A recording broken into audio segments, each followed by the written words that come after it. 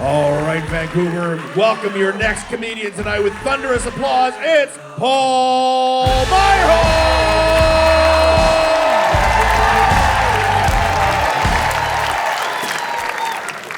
Thank you very much, Vancouver. Hi, how's it going? Yeah! If you don't know me, my name is Paul. About 12 years ago, I moved to Europe, everybody, and I live in France with my wife. Whoa! Did you guys know when Americans travel to Europe, quite often what they'll do is they'll sew a Canadian flag to their backpack? That way the Europeans treat them a little bit better. Did you know about that? Yeah, well, as a Canadian living over there, that highly offends me, and just to let you guys know, I am fighting back, all right? What I do is I sew an American flag to my backpack. That way I can be a fucking asshole everywhere I go. Isn't that nice?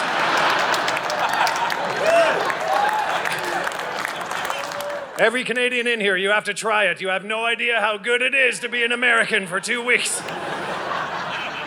You know, the world is unbelievable when they think you have a gun. It's so fun. It's great. You don't have to wait in line for anything in Europe anymore. You cut right to the front, right? If they get mouthy, you're like, shut your mouth, Dutchie! Woo! In France, where I live, they despise Americans. They hate them. So what I do is I go to bakeries and I refuse to say the word croissant. I will not say that word. I call it a bakery taco and watch their fucking heads explode. That's what I do. It's amazing. Hey, Frenchie, how many American dollars is that bakery taco? Ha, ha, ha, ha! Euro, you're about to get punched in the goddamn mouth, Frenchie! I went to the Vatican 24 hours. It was the best day of my life as an American. I heckled all day long. I'm like, there's only one Jesus, and that's Donald Trump, buddy! USA, USA! I took it one too far, Vancouver. I get it, okay. Should have left it at Bakery Taco. You're right. It's nice to see you guys. I miss it here. I miss paying taxes in Canada. That's what I miss. I love Canadian taxes. Hey, we're so optimistic about everything. You ever finish your meeting with your accountant and they'll say something like, hey, buddy, just to let you know, you have $56,000 of RRSP contribution room, just to let you know about that.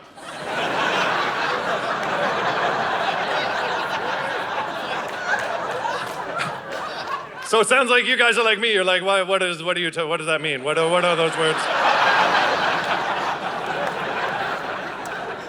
They might as well say, hey, just to let you know, Cameron Diaz is single. You can try to bang her now if you want to.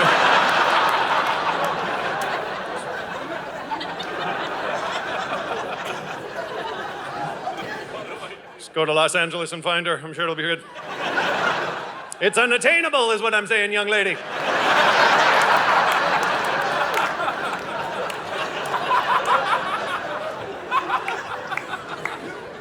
She doesn't want to bang me. It is nice to see young people in the crowd, hey? Yeah, right on. It's good. I love young people. That might have been the creepiest thing I've ever said into a microphone.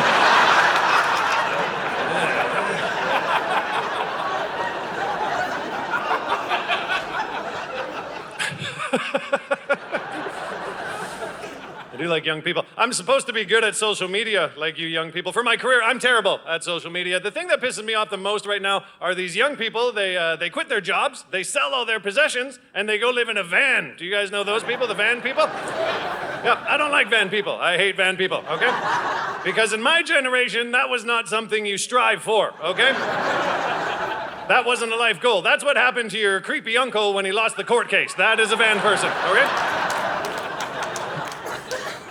And they're never honest about their lives. You know, they always set up the camera inside the van and they give it a little wink for Instagram, and then they open the van doors to show you the view for the day. And of course, they're on top of a mountain and their dog, Sunflower, is hopping through a meadow. You know what I mean, right?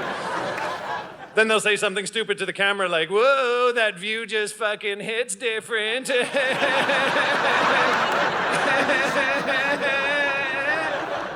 Hashtag van life.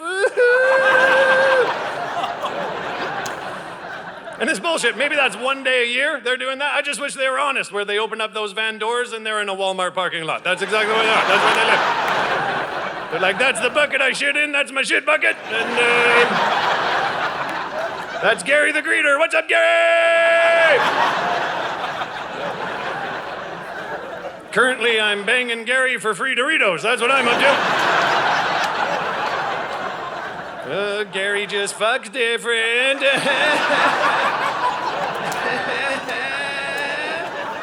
Hashtag Greeter69.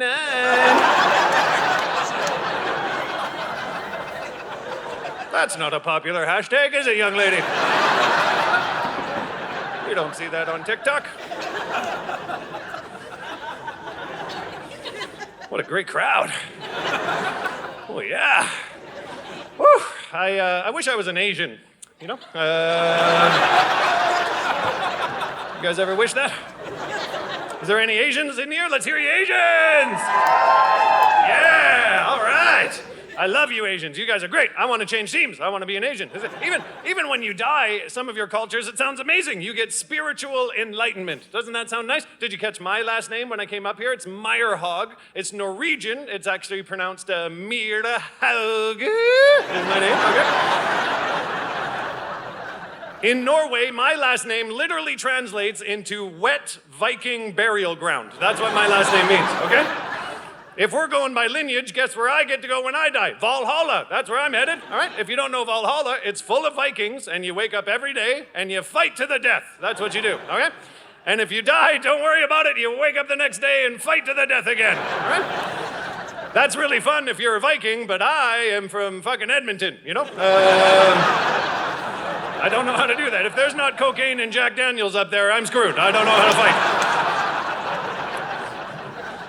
Vikings are raised from birth to be warriors. I was on the junior golf team and I'm allergic to penicillin. That's where I'm at, everybody, okay? Viking! Here's a good example of how un-Viking I am. We're in Vancouver. You would know, if you live here, if you have underground parking, you can't just pull your car in and park immediately. That's not the rule in Vancouver. What you gotta do is pull in a little ways, stop immediately, and wait for the gate to close behind you so no vagabonds can sneak in underneath and cause mischief in the parkade, right? So, I'm here in town, and I pull my car in, stop immediately, the gate is closing, and out of nowhere, this guy just went...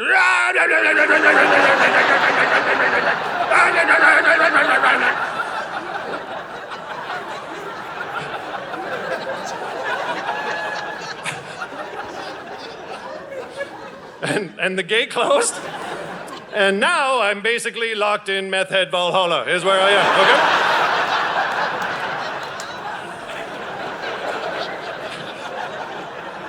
And there's no further instructions. They don't tell you what to do, right? I'm terrified. This guy's out of his mind. He's like, cream corn, biscuits. I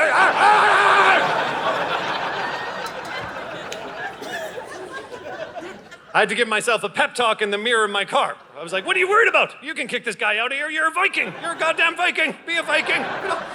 So with all the confidence I could muster, I went out of my car, walked up to him and said, excuse me, sir, I don't know if you can read that sign, but it says I'm responsible for damages done to cars down here, so I'm gonna ask you to get out of here politely at your own pace, if you wouldn't mind. And his response was, does it look like I give a fuck?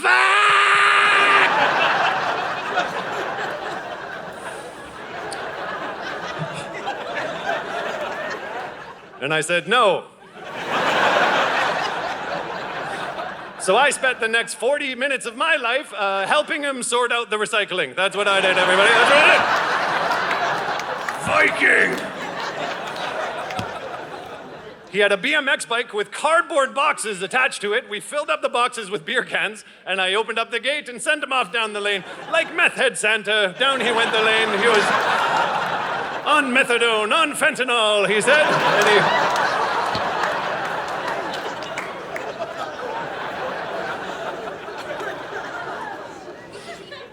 That's a fun one. I sure am a lucky man. I get to do this all over the world. I was in Manchester this year. That is my favorite city in the UK. Yeah, Manchester. If you ever find yourself in Manchester, here's what you gotta do. You gotta go early in the morning down to the canals and go for a jog along the canals. It's absolutely stunning. So 6 a.m., I'm making my way down to the canals, and I am one of those idiots in life. At a traffic light, when I'm jogging, I will jog in one place as to not let the heart rate go down, okay? You've seen us out there. I'm at the light doing my douchebag dance like this.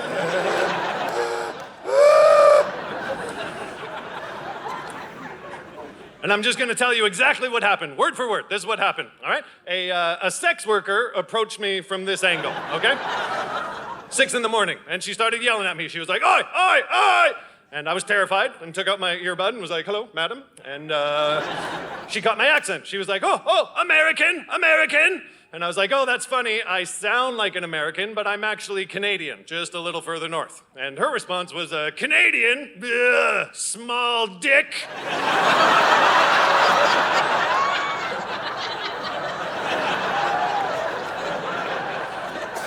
And then the light turned green and I ran away.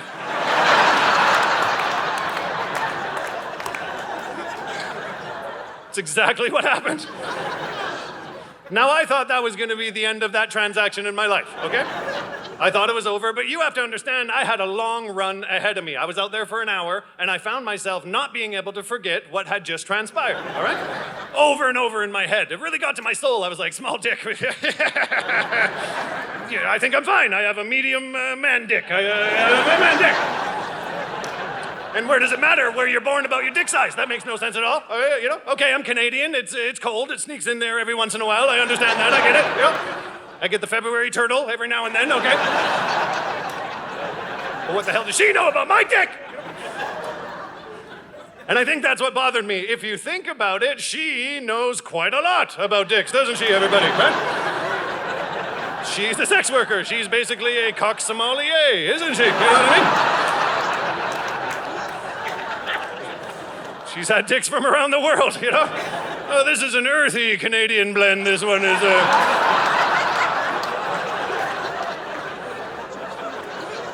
a peppery small Albertan, I can tell by the notes.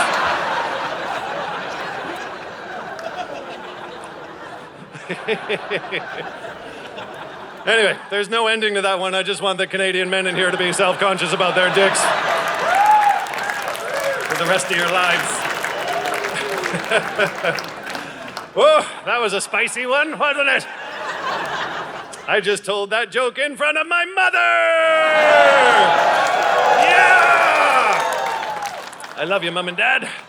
They must be so proud. That was a kinky joke. Are you guys kinky people? Hey? You like the kinks? Oh, yeah. I've been thinking about kinks a lot lately. You ever think about this? Who was the first human in history to ever realize they had a kink? Do you know what I mean about that? Because when we were cave people, I bet you sex was probably pretty meat and potatoes out there. You know what I mean? Not a lot crazy going on. Probably just doggy. They didn't have dogs, wolfie style, whatever the hell they were up to in the cave. You know what I mean? When was the first human ever to realize it? Was when we were building the pyramid. Somebody got whipped and they're like, woo! Well, that wasn't too bad. Oh! What about the gag ball? When did that come to the picture? You know? A couple of guys playing racquetball together. Somebody got tagged in the throat, came immediately, you know?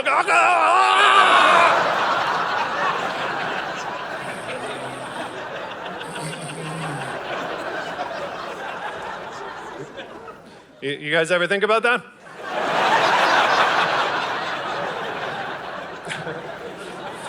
I think about that a lot.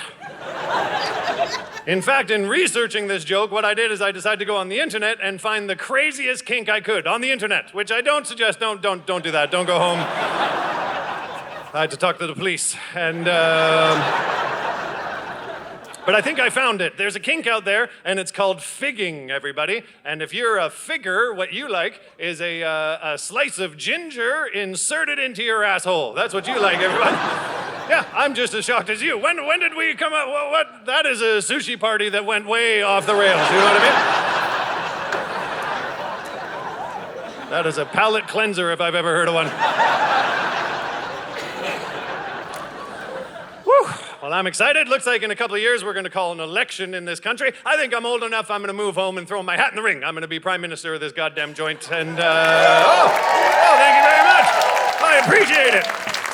I'm not even a comedian here. I'm just here to talk to you about a few of the platforms I will be campaigning on. And you can decide to vote for me or not, okay? But day one, first day I'm prime minister, what I'm going to do is the province of Quebec, I will be giving that to America. Number one, thank you. Thank you very much. Couple of boos. Oh. Number two, for every 10 minutes Air Canada is delayed, the pilot does a Jaeger bomb. That is my second thing. Okay. Yep. spice things up a little out there, right? The third thing I'm going to do, Ottawa, the capital city, no longer going to be the capital city. I will be removing it from Ottawa, and I will be gifting it to Red Deer, Alberta, is the new capital, okay? Yeah, which sounds crazy, but hear me out. It's just in case they want to have another one of those trucker rallies, they don't got to drive too fucking far. You know what I mean? They're already home. They can just drive around, honk their horns for a little while. You know what I mean? Think of the fuel I'm saving, everybody. And the last thing I'm going to do in Canada, when you're at a cashier and they're finished ringing through your items, I'm going to make it illegal for that cashier to ask you to donate to fucking anything anymore, is what I'm going to do, okay? Because I don't know about you guys, but I'm running out of excuses out there day to day to not look like an asshole, you know what I mean? Just today, they're like, do you want to give $1 to jump rope for hard? I was like, no, I was jumping rope earlier this afternoon, and I don't want to overdo it, you know? I had a weird one at London Drugs. I was there. The lady ahead of me was ringing through a bunch of items, all right? She wanted to pay with her debit card. She tapped her debit, and it was declined, all right? So they took away a couple of items. She tapped again, declined. Took away a couple of more, tapped again, declined. You get the idea. Eventually, it got down to 2 items left, all right? There was a large bag of Cadbury mini eggs, which is fun, and a home pregnancy test was the other item, okay? That's quite a Sophie's choice, isn't it, everybody? You know? All of us in the lineup were like, whoa, which way are you gonna go? What are we gonna do? Huh? Is she gonna enjoy some eggs or find out if hers are fertilized? What are we gonna do? I actually did the gentlemanly thing. I jumped in and I said, I would like to pay for your items this evening. She was quite moved, even close to tears, and she actually asked me out on a date, everybody, which was, and I was like, I'm gonna need to know the result of that test. Anyway, I just thought you guys might want to know how I met my wife, and, been 7 years. I'm trying to be a better person for Cecile, my partner. In fact, I actually addressed anxiety. I suffered from anxiety my whole life, and I decided to talk to a professional. Now, the professional said I had anxiety because I don't sleep well at night, and it compounds during the day, and they prescribed me a bizarre thing called ASMR, everybody. And if you don't know what ASMR is, don't be embarrassed. I did not. It's basically YouTube videos of people gently whispering, and you feel tingly wearing noise cancellation headphones, and you fall asleep immediately, all right? So I got home, and I Googled ASMR, and the first thing that came up was a small Asian lady named Ting Ting, all right? And you guys know how much I love Asians, so I started to listen to Ting Ting every night, and it was amazing. I was getting to sleep right away. I was less anxious. I didn't tell my wife about it because it's fucking creepy, and eventually, like every other asshole that tries to hide something from their partner, I was caught, all right? My wife came to kiss me on the cheek goodnight, and Ting Ting was on the screen of my phone. And she saw Ting Ting, and she was like, who is that? And I was like, yeah, that's Ting Ting. And she's like, what is a Ting Ting? And I was like, yeah, Ting Ting is a small Asian lady that whispers to me while I sleep at night. So, you don't gotta worry about Ting Ting. Cecile is Mediterranean. She's very fiery. She snapped immediately. She was like, what the hell? You can't listen to her. The last voice you'd hear is my voice, not Ting Ting. Who the hell's Ting Ting? And then I was like, well, I don't care about Ting Ting. I just need whispering. The doctor said whispering. Pick a different, Anyway, my anxiety's back. Because what Cecile did, she decided to create her own ASMR recording for me to listen to. And it's just too personal, you know? She's like, never put my wool sweater in the dryer again. I will never put a piece of ginger in your asshole, you weirdo. So that's fun. I got offered a fancy gig this year, friends. I went to the country of Kuwait, which was very exciting for me. The fun thing about this gig is it included first-class airfare, and I'd never been up there before. I was plumb tickled, right? I showed up early. I got in a suit and a tie. I sat down, and the gentleman beside me, another first-class passenger, was a real chatty Cathy, all right? He wanted to talk. I did not want to talk to him because there's too much going on. Jack Daniels, champagne flying around. So I don't know if you do this, but as comedians, when we don't want to talk to somebody and they ask us what we do for a living, we will lie about our career, all right? Because comedian, it brings up a lot of follow-up questions, like, oh my God, do I know you from TV? Do you know Jerry Seinfeld? Can we be friends? So I was in the moment and dressed up, and it just fell out of my mouth. I said, I'm a doctor of medicine, and I'm on my way to Kuwait to be a keynote speaker in a conference. If you wouldn't mind, I have some work to do, all right? And it worked. He never talked to me again. Now, 4 hours into the flight, there was a horrible announcement on the plane, okay? Yep, some of you guys are ahead of me. I appreciate that. They said, there's a medical emergency on board. Is there a doctor available on the plane, all right? Now, I froze and just stared straight ahead at my screen, all right? I could feel this guy burning a hole into my temple with excitement. He was like, they need a doctor, you're a doctor, go, go, go, go, go, go, go. Now, at that point, I should have just come clean with my shitty lie, you know? But I did not. I found myself standing up and walking towards the back of the plane, okay? Now, my plan was, I'm just gonna go to the bathroom and wait there for 20 minutes, and hopefully he fucking dies, was the plan.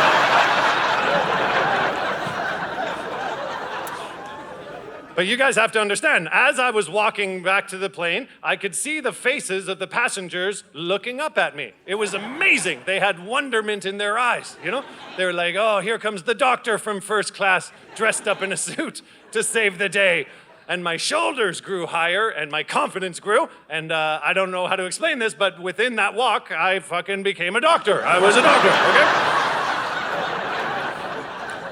Now, I got to the back of the plane, to the galley. The patient was laying in the galley. What was going on? They had a hemorrhaging nosebleed. It seemed like pints of blood coming out of there. I knew I was out of my league immediately, because when I saw the blood, I went, ah!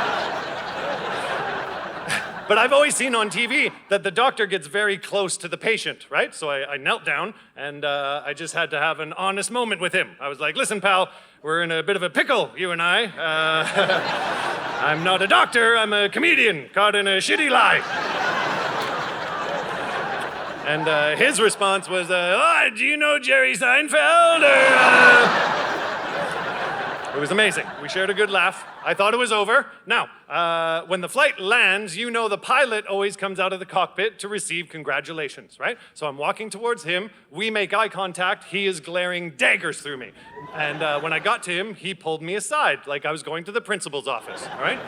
He said, young man, I'm still trying to decide if I'm going to alert the authorities or not, all right? I'm not going to do that to you. We are in Kuwait, but you put a man's life in danger today. You're a comedian. You may think that's funny, but I think you're a fucking asshole. And I'd never been more ashamed in my life.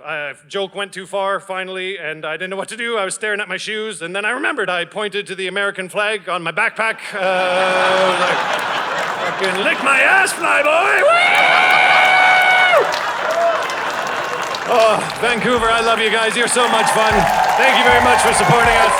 We'll see you again. Cheers.